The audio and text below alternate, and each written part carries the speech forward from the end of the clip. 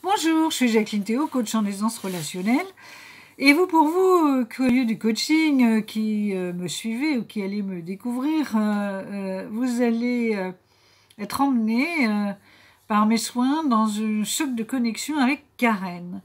Karen, c'est une jeune ingénieure en environnement qui est doctorante en biologie et qui a 28 ans, qui arrive dans un cabinet d'études environnementales. Et elle est recrutée à parité avec un collègue qui est là depuis 2 ans. C'est un centralien qui a le même âge qu'elle. Elle sait qu'elle a ses preuves à faire, notamment à apprendre ce que veut dire des études environnementales et à s'intégrer à une équipe.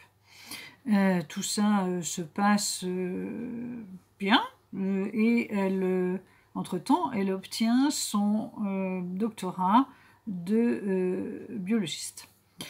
Et le temps passe, elle s'intègre très bien au cabinet, elle a un relationnel agréable avec les clients. Et un jour, le dirigeant me dit de ce cabinet dans lequel j'intervenais pour d'autres personnes et sous forme aussi de séminaires, j'aimerais que vous rencontriez cette Karen parce qu'elle me demande une formation en communication et je ne comprends pas très bien. Je ne vois pas l'intérêt parce que chez nous, la communication est directe, nous sommes une petite équipe et voilà. Cette Karen vient à mon cabinet, je la vois avec un visage gris, triste, et elle me fait part effectivement de son besoin, selon elle, de formation en communication. Et bien sûr, j'essaye de comprendre. Et assez vite aussi, elle m'énonce que elle est sous antidépresseur, qu'elle est allée voir son médecin et que lui, voilà, a préconisé que ce serait mieux pour l'aider de prendre ses antidépresseurs. Elle n'était pas tellement pour, mais bon, voilà, c'est une solution transitoire. Elle a adhéré à cette idée. En fait, c'est pas du tout de formation en communication qu'elle a besoin.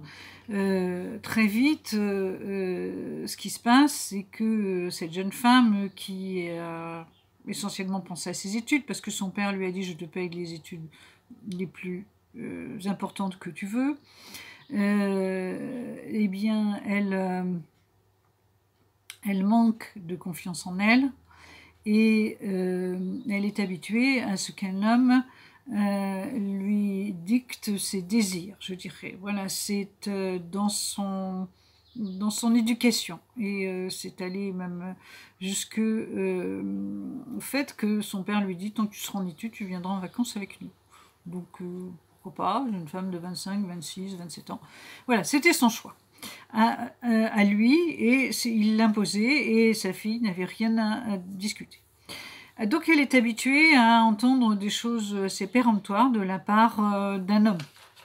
Alors, ce jeune centralien, en voyant qu'elle réussissait, lui dit un jour, eh bien voilà, tu seras un patron, je serai ton patron un jour, dans quelque temps, parce qu'il pensait que le dirigeant lui laisserait le cabinet, en fait. Et de toute façon, un centralien a un diplôme plus important que ton docteur en biologie. Bon, une fois, 2 fois, 3 fois, elle a encaissé. Et puis aussi, il y a eu d'autres actions qui font que, eh bien, elle devenait de plus en plus une subalterne de ce collègue. Alors, à force d'encaisser, eh bien, elle a perdu quand même un peu d'énergie, elle a perdu aussi confiance en elle. Et la voilà donc en séance de coaching. Elle a adhéré à cette idée très rapidement pour l'aide que je pouvais lui apporter, mais j'ai surtout voulu l'éclairer sur son comportement. Et elle a trouvé là les clés de changement en elle.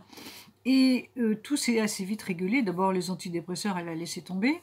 Et puis ensuite, elle a décidé qu'elle n'accepterait plus certaines réflexions de ce collègue, qu'elle saurait dire non pour des tâches qui ne lui revenaient pas du tout, et que tout ça, ça se passerait bien sûr sans conflit. Et je l'ai aidé à créer cette situation sans conflit.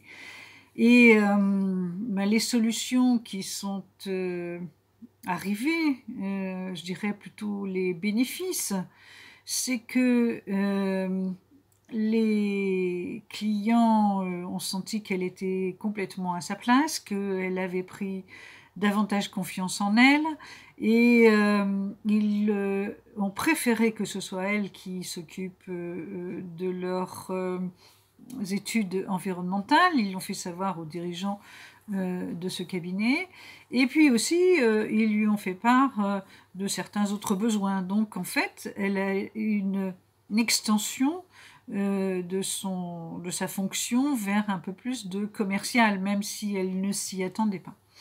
Bien entendu, dans cette histoire, je me suis bien assurée qu'ils étaient tous les deux à parité, ce collègue centralien et elle. Et le dirigeant nous a aidés en confirmant cette parité. Je peux vous le dire. Et donc, ça nous a conduit vers d'autres bénéfices encore, c'est-à-dire que Karen, eh bien, en étant à sa juste place, a connu une augmentation de salaire sans qu'elle le demande. Le dirigeant a estimé qu'elle était une ingénieure vraiment précieuse pour le cabinet. Et une joie n'arrive jamais seule, je dirais. Dans sa vie privée, il se trouve que cette jeune femme a rencontré son amoureux qui ensuite est devenu son mari. Qu'est-ce que ça veut dire tout ça? Eh bien, ça veut dire que quand vous êtes à votre juste place, quand vous travaillez à cela, il vous arrive des choses très belles, très positives, sans que forcément vous ayez tout préparé dans votre tête. Mais il y a des concours de circonstances qui font que vous avez quand même bien préparé quelque chose. C'est dans votre cerveau que vous avez bien souhaité ces choses, même si ce n'était pas toujours très très clair. Voilà, je voulais partager cela avec vous, et si vous avez des questionnements sur votre place dans une équipe, ou sur votre place tout simplement dans votre contexte professionnel, ou aussi dans votre contexte privé, eh bien joignez-moi sur mon mail qui est satellite@orange.fr, mais aussi posez vos questions, commentez, likez, abonnez-vous à Satellite International sur YouTube. À très bientôt.